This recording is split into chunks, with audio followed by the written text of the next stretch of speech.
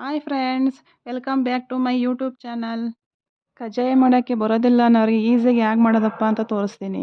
ಇನ್ನೂ ಹೆಚ್ಚಿನ ವೀಡಿಯೋಗಾಗಿ like, share, subscribe ಮಾಡಿ. ಕಜ್ಜಾಯ ಮಾಡೋದಕ್ಕೆ 1 ಕಪ್ ಅಕ್ಕಿ ಹಿಟ್ಟು, ಅರ್ಧ ಕಪ್ ಮೈದಾ ಹಿಟ್ಟು, 1 ಕಪ್ ಪುಡಿ ಮಾಡಿದ ಬೆಲ್ಲ, 1 ಕಪ್ ಕಾಯಿಸಿದ ಹಾಲು, ಸ್ವಲ್ಪ ಉಪ್ಪು, ಇಷ್ಟು ಐಟಮ್ ಬೇಕಾಗುತ್ತೆ. ಬೌಲ್ನಲ್ಲಿ 1 ಕಪ್ ಅಕ್ಕಿ ಹಿಟ್ಟು, ಅರ್ಧ ಕಪ್ ಮೈದಾ ಹಿಟ್ಟು, ಒಂದೇ ಒಂದು ಚಿಟಿಕೆ ಉಪ್ಪು ಎಲ್ಲ ಮಿಕ್ಸ್ ಆಗಂಗೆ ಕಲಿಸ್ಬೇಕು. ಸ್ವಲ್ಪ ಸ್ವಲ್ಪ ಹಾಲು ಹಾಕಿ ಚಪಾತಿನ ಹಿಟ್ಟಿನ ಅದನ್ನು ಕಲಿಸ್ಬೇಕಾಗುತ್ತೆ. ಕಲಸಿದ ಹಿಟ್ಟಿಗೆ ಪುಡಿ ಮಾಡಿದ ಬೆಲ್ಲ ಹಾಕ್ಕೊಂಡು ಮಿಕ್ಸ್ ಮಾಡಿ. ಹಿಟ್ಟನ್ನು ಕಲಿಸ್ತಾ ಬೆಲ್ಲ ಹಾಕಿರೋದ್ರಿಂದ ಹಿಟ್ಟು ಸ್ವಲ್ಪ ಸ್ವಲ್ಪ ನೀರು ಬಿಡುತ್ತೆ.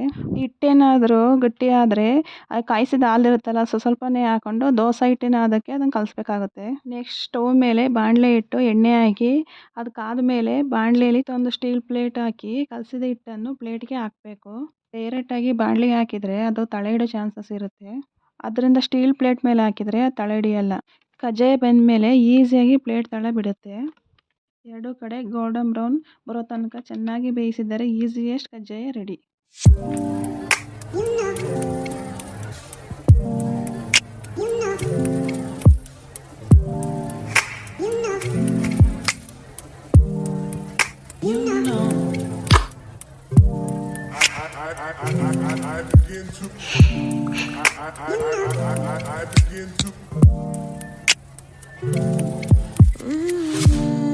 ಈ ವಿಡಿಯೋ ನಿಮಗೆ ಇಷ್ಟ ಆಗಿದೆ ಅನ್ಕೋತೀನಿ. See you on next video. Thank you. Bye.